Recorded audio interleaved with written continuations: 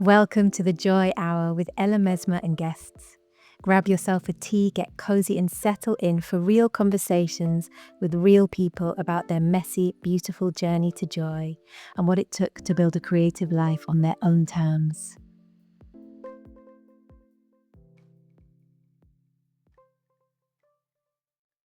Today's guest is Harvey, a transformational teacher, feminine alchemist, and unapologetic guide for women who are ready to stop playing small and step fully into their power, purpose, and pleasure. Through her international retreats, unapologetic teachings, and daring new brand, Dare the Label, featuring clothing and glass pleasure art, Alex has helped countless women break free from the good girl conditioning and embody their true brilliance. She's here to show us that being unacceptable is often the first step to being unstoppable. Welcome, Alex. Yes. Thank you. Thanks for having me. Great to have you here. So I'm intrigued. You're joining us from Bali today. Yes. I would love to just hear a little bit about the life of Alex. Well, the life of Alex at the moment is a little bit cray-cray because I have just written my first book for print.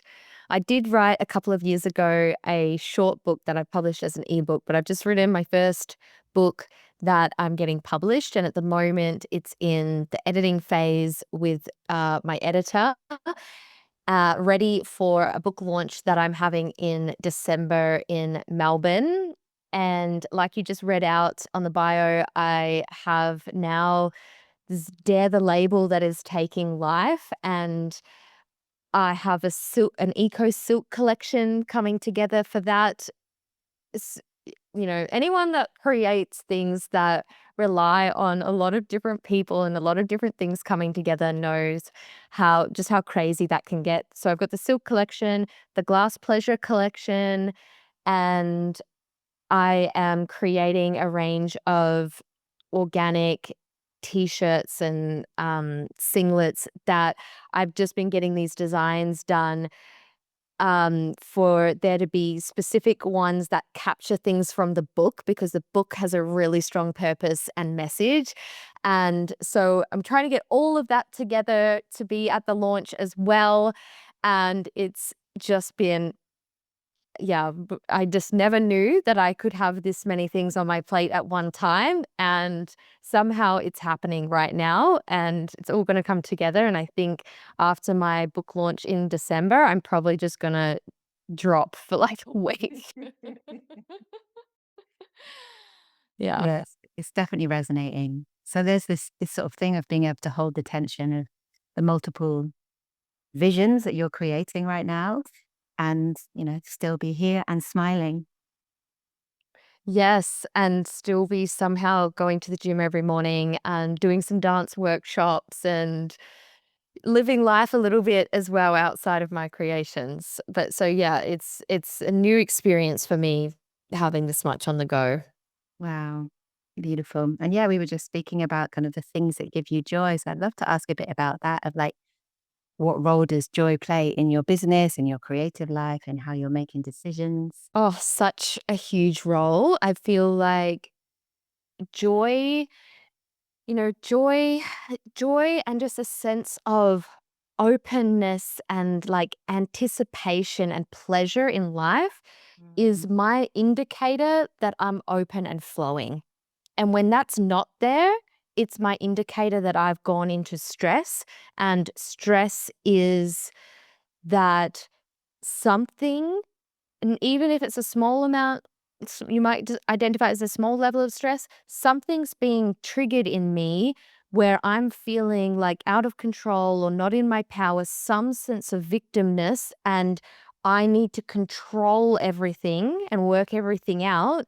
And that is my indicator that I'm out of balance and I'm out of whack. So for me, yeah, it's like a guiding indicator, and I know if joy is not present and I'm feeling overwhelmed, anxious, tight about things, locked up, annoyed, irritated, like so pissed that this person's not coming through and this thing hasn't happened, Yeah. then I know there's something that I need to go to within, and I need to sit with, and I need to let out and arise so that I can return to that state of openness to create from. It's just so important. And I think this year in particular, that's just really landed for me in a way maybe it never has, or I never quite knew how to really like unhook myself from the stress before in the way that I do now.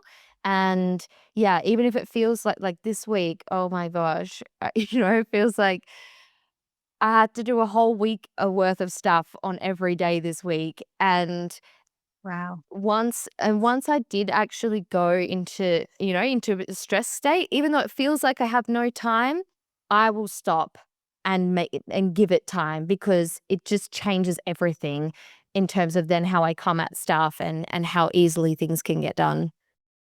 Yeah, it's so resonating, this kind of realization that we have an idea of how it needs to be, and then it's like we have to push through all of the blocks versus, "Okay, I need to sleep. I need to I need to take a walk." So I'd love to hear a bit about your journey to this. Was life always like this, or what made you realize there's something going on here, and how did you get to where you've got to now? Okay, I will decide on how far to take that question. So definitely life wasn't always like this for me. I would say from being a teenager, I guess I really was in a consistent stress state. Like I had pretty bad depression as a teenager, and I didn't really feel like there was anything I wanted to get out of life, let alone have any sense of passion and creativity in it. And so it was quite a journey for me to get to the point, I guess, of connecting with there is passion within me, there is life, there is creativity, there is desire, there's things that I want to do in the world. And then from there, transition from the life that made sense, which for me was doing engineering. So the life that made sense to actually, I'm going to choose to discover what my true path in life is and give that a shot, and see what's there for me. So there was that transition. And then, after I made that transition, there was a good 5 or so years of pain, of just pain, as I struggled with my own sense of unworthiness, and just Yeah. like all of my deepest beliefs about myself just came to the surface, because now I wasn't just fitting into something that like, oh, I just do X and Y and I get Z. Now it was like, what is my value in the world? Is anyone going to want this? Like, and all of my shit just being so obscenely triggered through the lens of like having something to offer the world, and will anyone receive this? Will anyone want this from me? So that was just a massive process for me, and eventually, I guess I found enough tools and the work of alchemy that helped me not only have self-awareness, but actually get out of my shit and be able to follow my creative path in life. And that's a path that I've been on, yeah, I guess for maybe about 5 years now. And yeah, and then through that has been this unfolding of just coming into deeper understanding of myself and my energy, and not just the concepts, but like, yeah, how can I really like feel my energy body and identify, yeah, what is a stress state? What holds me in a stress state? What holds me from my creativity, my joy, my pleasure, and what actually enables me to pass through that and back into that joy, creativity, and pleasure, and like how I can feel and know that I've, connected back with my creative pulse, and I'm moving and flowing with that. And, I guess that really just like self mastery.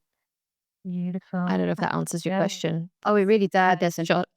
beautiful, Alex. Thank you. And there's kind of moments that it's reminding me of in my own journey of, I also had that kind of real conditioning about how I should be as an adult. And then there was this kind of living out that path, which I realized wasn't my path at all. It was, parents and teachers and all those kind of voices. And then that breaking through from that, but then the voices, the self-worth, Mm, the not good mm. enough, you've got to be good, all of those words kind of actually just playing out in the realms where where you would love to be great. And then Yeah. just sadly, this sort of coming through to actually, what is pleasure? What is joy? What is it that I want to create? And how do I exist in that state when there's this stress and there's all of these other things kind of going on within the body and the nervous system? So yeah, beautiful share. And I would love to hear, which makes me think maybe our listeners would love to hear a little bit about kind of the pleasure journey and the tools that inspire you and how do you journey the stress, the daily stress, and come back into your heart? Mm, great question. I guess pleasure as a concept to begin with became was something that I came to explore through my own journey with my body and sexual pleasure. Mm. So something that I realized as a late teenager was that I just somehow at some point became completely disconnected from pleasure, and I could not feel pleasure. I could not feel sexual pleasure. I actually through through one period could not even get sexually turned on even when I had a partner that I wanted to have a sexual relationship with. And it was something that made me feel just like no one else in the world must experience this, I've just something broken about me, and it was something at the time. This is really different now, but at the time there was nothing online about this. I searched, I looked, there was nothing. And um something did propel me though to keep looking for answers and keep searching, and keep going. And, eventually, like 6 years kind of on of looking for answers around this, going to the doctor, getting put on antidepressants, just like all this bullshit stuff. There was two people that started YouTube channels where they spoke about this kind of thing from a tantric lens. And I remember, yeah, eventually coming across this, and the way the woman explained, experiencing numbness just made so much sense to me. She was essentially talking about how your body holds on to, can hold on to trauma, and then you just literally won't feel, right? But if you process that, essentially, like you can return to having pleasure, sensation, feeling. And I was like, that actually makes so much sense. Like, why is it taking me 6 years and doctors having no fucking idea what's going on, like, to find this? And so then I continued down that rabbit hole, which took me on a journey to reconnect with my pleasure. And actually, what a lot of that was also about was to be open to life and be open to being affected by life and moved by life and affected by people and moved by people and sensation and feeling and being receptive, being open and receptive. So Wow. I had a big journey with that. And through that journey, I really came to realize that our pleasure and our turn on is just not just about having good sex. Like, that's kind of the least of it. That's just kind of like a little side effect. Mhm. It's so much more of like connecting with your essence. And, one of the major breakthroughs that I actually had during that time of drowning in unworthiness and not feeling good enough and all this, like, just all these blocks just into my work out there was that I got back on sort of randomly with, some sacred sexuality practices that I have and working with my pleasure. And, I have I started to have experiences with them where I would just be filled with, I was I was so anxious at that point. I would have to go for a walk for 2 hours a day just to try to, like, regulate and be okay. And, and I started to connect with these states of just oneness, bliss, joy, just, like, crying in gratitude and the beauty of life and, my own practice, by myself. And with that came just like this knowing of what I wanted to share with the world and, what was true for me. And with that, it was like, you know, the concept of being worthy or unworthy to do that just literally didn't make sense. I was like, that's just kind of irrelevant to anything. Like, this is just true. This is just Mm. true for me to do, and it's what I would love to do. And so, I had quite a breakthrough with that. And the work that I was doing at the time in my coaching had nothing to do with sexuality, although it had previously from because I had been on such a big journey with it and I actually studied somatic sexology through that. And so it was a focus for my coaching earlier on. And it just became so obvious to me that I needed to bring through this in my coaching, which was around empowering women um, with money and also to earn doing what they loved and like have money management, kind of like bit of mindset, bit of just systems stuff. And yeah, and so it started to come through in my work, and I really been on this exploration since. And now it's a really big piece of my work again. I've sort of had to overcome my own shit in just like fully owning it. It's kind of like, oh, it's back here. But to just be able to fully own it and stand in the truth of it, Mm. that like pleasure for women, like being in pleasure, what I've really come to with it is like being in pleasure is being in an open state of life, to life. And when you're in that and you are just like fully open, everything is pleasurable, and when you're in your body and you're feeling your body, you can just tap into pleasure states like that. And pleasure for me is like an indicator of being in my flow, my juiciness, my connection to my highest power and my highest self. And so it's a tool that I work with in that. Beautiful. I'm loving pleasure is an indicator. And it feels like this thing as well of like, being turned on by life, essentially. Yes. Yeah.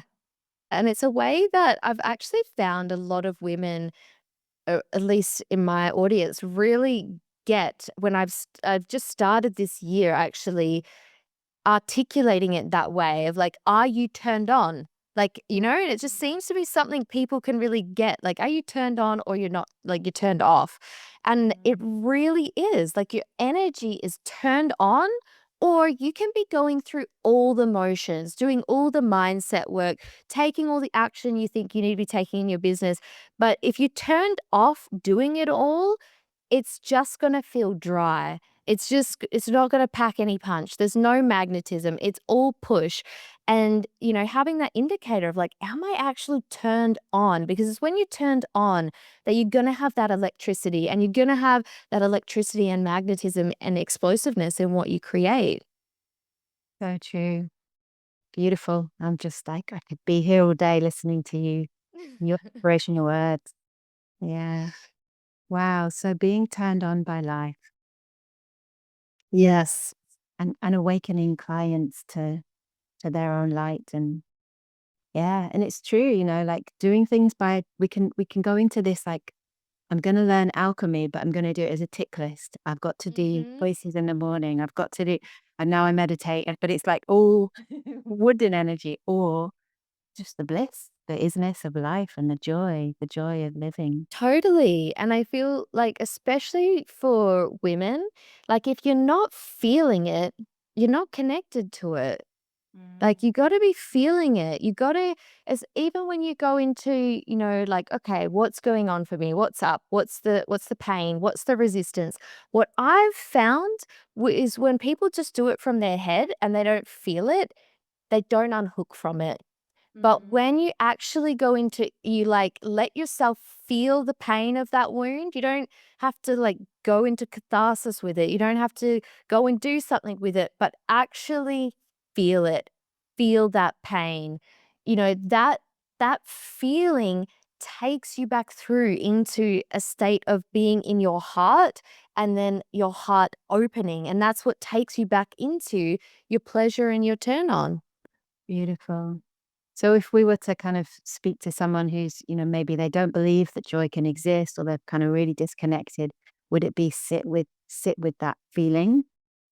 What would you say to them? Yeah, that would be one really good place to start, and to anyone that's there, I I would first say, I get it. I lived there from, like, age 13 to probably, like, 22, and it just felt dead, essentially, and, like, none of that was available to me. And so my first message is, it absolutely is, and I was, as another example, just completely, as I said, shut down to any kind of pleasure or turn on sexually. I thought I was broken. I thought it would be like that forever. It was a long road, out, but, I have become like one of the most orgasmic people I know, with the amount of pleasure and how easily I can just, I don't even need any touch to go into an orgasmic state, like, you can awaken yourself back up to all these things. You can, if you got a closed heart, if you got a closed body, if you're rigid and stuck, you can open back up to all of this, because this is just actually part of your nature when you're in, a level of openness and receptivity. But yeah, if someone is feeling just completely locked off and blocked off, one thing I would suggest would be to sit with the feelings that are underneath, and would also be to just even just journal about it, just free flow. What's everything you're feeling? What feels so shit about life? What do you hate about it? What are you over? What are you bored with? What's just everything that's in there? And, like, let it come out and feel it as it comes out. And then what I do think is really important with that, though, is to, have a way to connect with yourself as something greater than just that. So if you have, like, if you already have any sort of pleasure practice, that would be one way to do it. Or any kind of spiritual practice that connects you to your sense of being more than just that pain. That's really important, I think, because otherwise, you can just indulge in the kinky pleasure of feeling sad and miserable about life, which I also used to do as a teenager. So I get it. No shame. Totally relate. Beautiful share. Thank you. I'm also intrigued. You spoke about kind of the good girl conditioning, and I'd love to hear about these aspects of your journey. Yeah. So the good girl conditioning, you know, everyone receives conditioning through their childhood, right? And women, what I've learned in, I guess, about 10 years of coaching women is there's just this extra layer of expectations that are transmitted either very explicitly through parents and teachers, but also just through, like, how women are treated and held in our culture at large. That's just all these rules and standards about how you need to be viable and acceptable in life.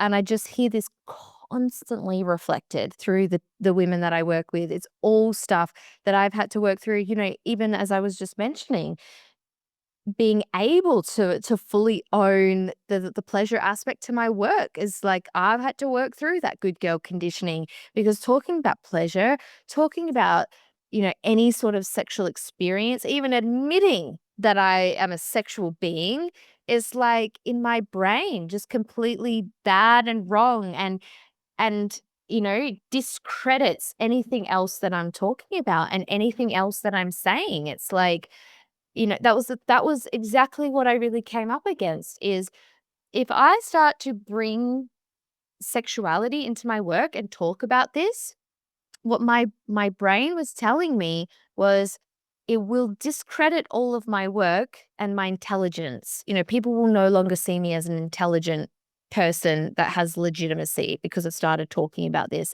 which, if you think about it, is actually kind of ridiculous. Like, that would be the case, but that is what I felt, and I know that's what a lot of women feel, and a lot of women feel that about spirituality, owning maybe the spiritual side to their work or an intuitive side to their work, that this is just not gonna be seen as legitimate, and that's just one aspect of good girl conditioning. Actually, in my book that's coming out in December, I've sort of broken it down actually into these 10 different programs that are all around, how you need to line up in life and how you need to be as a woman, like the beauty standards you need to meet. And it's funny because I was actually doing some research on women in my audience about this, because so much of it is also contradicting. You need to be beautiful. You need to put in some level of effort for that, but it can't be too much effort. It needs to also look effortless. And you need to be doing well in life, but not too well that you'd make other people feel bad or make it look like you think that you're really good. And there's just all these like impossible measures around beauty, appearance, sexuality, being nice, being pleasing, putting others before yourself, not wanting too much, being successful but not too successful, ambitious but not too ambitious. Just like this whole rule book that women just feel so twisted up in, of just like how they need to be in the world to be acceptable, and on a primal level in their brain, not literally outcast by society because they're selfish or they're a bitch or they're too much or they're too, whatever. So that's one thing that I just find is, just with all women I work with, different flavors surface at some point that we have to work through so they can actually let themselves claim what it is they really want in life, and also like actually do it, step into it, be that person, because of all the shit that comes up of like, "Oh, I can't be seen that way. I can't say something like that." Yeah, it's huge.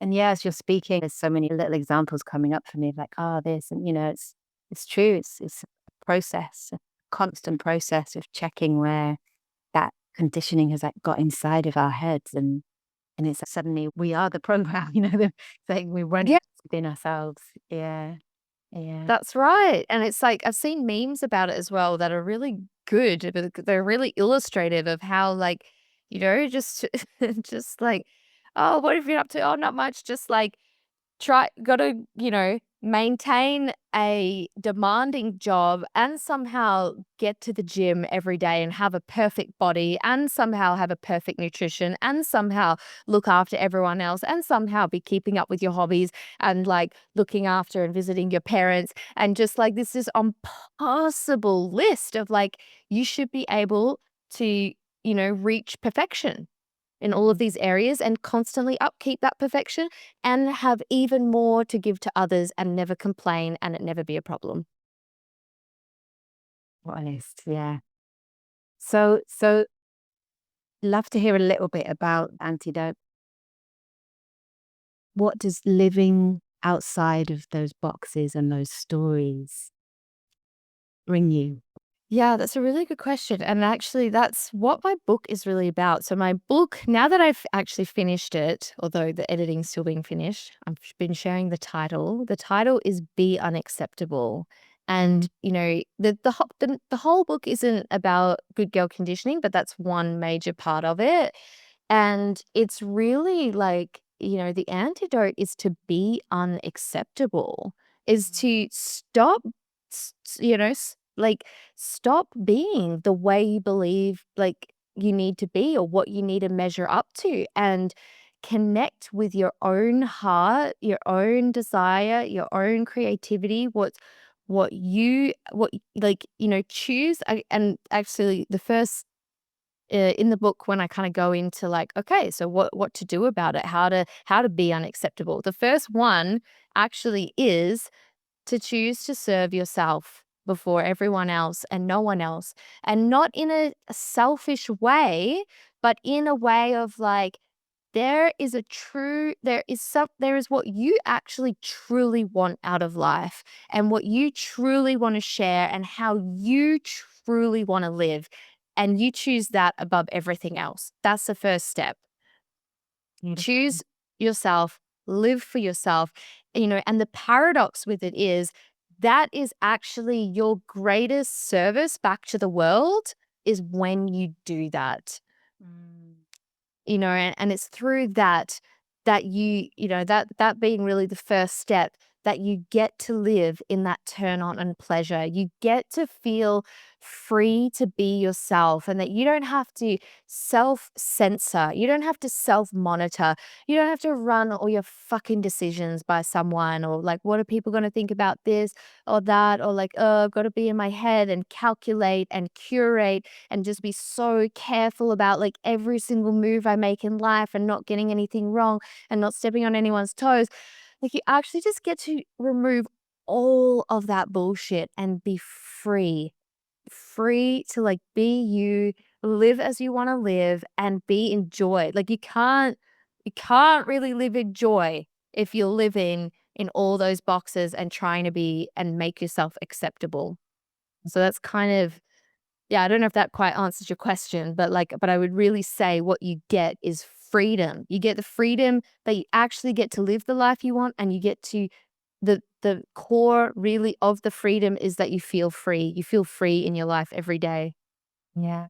Beautiful. It's funny, I've just finished a book called The Courage to be Disliked. And Oh, that sounds good. yeah, it's a great book, but it really, the power of when we stop living for everybody else and we start living for Yes. actually the people who are really meant to be in our lives, they radiate towards us, and the things that we're really meant to be doing. And like, there's just an obviousness to life when you're not living for everybody else, but you're living your your book, your path, your destiny. That, wow, freedom that brings and the joy that brings. Yeah, no, that's so true. I think that's a great title of a book. Yeah. Wow. Well, I can't wait to read your book, Alex. I would love to ask, how can we find you? How can the readers connect to you? Yes. Well, very soon there's gonna be a book that you can buy, which will be out in December of 2025. You definitely find it linked on my Instagram at alexh.co, or actually I've just got a URL that I'm gonna set it up for where people can find it and buy it, which is www.beunacceptablebook.com. Beautiful. Thank you so much. It's been a joy and a pleasure. And thank you for your inspiration. Thank you for being you and being unacceptable. Thank you, Ella. Such a pleasure. Thank you for listening. And we would love to hear what stood out for you from today's conversation in the comments. If this conversation resonated, please subscribe to the Joy Hour, share it, and leave a review so that others can find their way here too. And of course, follow us on social media. And if you'd like to deepen your own joy practice, grab a free gift from my journal to joy at mayagandaya.com/joy hour gift. Thank you so much to our wonderful guests today. And you can read more about them, their work, and connect with them at the links in the show notes below. Thanks again, and until next time, sending you love and joy.